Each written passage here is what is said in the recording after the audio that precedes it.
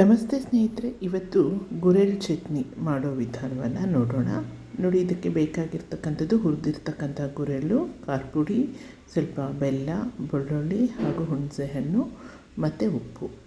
ಗುರೆಳ್ಳನ್ನು ಸ್ವಲ್ಪ ಚೆನ್ನಾಗಿ ಫ್ರೈ ಮಾಡಿಕೊಂಡು ನೀವು ಜಾರ್ಗೆ ಹಾಕ್ಕೊಂಡು ಅದಕ್ಕೆ ನಾವು ಸ್ವಲ್ಪ ಖಾರದ ಪುಡಿ, ಅಂದರೆ ಖಾರ ನೋಡ್ಕೊಂಡು ಹಾಕ್ಕೊಳ್ಳಿ.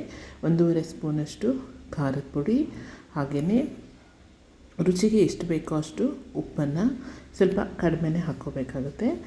ಉಪ್ಪನ್ನು ಹಾಕ್ಕೊಳ್ಳಿ. ಹಾಗೆಯೇ ಅದಕ್ಕೆ ನಾವು ತೆಗೆದಿಟ್ಟಿರ್ತಕ್ಕಂಥ ಹುಣಸೆಹಣ್ಣು ಮತ್ತು ಬೆಲ್ಲ ಇದನ್ನೆಲ್ಲ ಹಾಕ್ಕೊಂಡು ನೀವು ಚೆನ್ನಾಗಿ ಮಿಕ್ಸಿ ಮಾಡಿಕೊಂಡ್ರೆ ಆಯಿತು. ಯಾವ್ಯಾವ ಸಾಮಾನುಗಳನ್ನು ನಾವು ತೊಗೊಂಡಿದ್ದೀವಲ್ಲ ಅದನ್ನೆಲ್ಲ ಹಾಕಿ ಜಾರ್ಗೆ ಹಾಕಿ ಪೌಡ್ರ್ ಮಾಡಿಕೊಂಡ್ರೆ ಚಟ್ನಿ, ಗುರೆಳ್ ಚಟ್ನಿ ರೆಡಿಯಾಗುತ್ತೆ.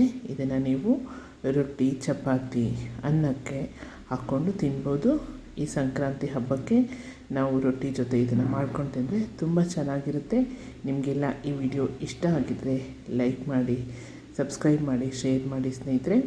ಈ ರೀತಿಯಾಗಿ ಗುರೆಳ್ ಚಟ್ನಿ ರೆಡಿಯಾಗುತ್ತೆ. ಹಾಗೆಯೇ ಇದನ್ನು ಹುಚ್ಚೆಳ್ಳು ಅಂತ ಕೂಡ ಕೆಲವು ಕಡೆ ಹೇಳ್ತಾರೆ.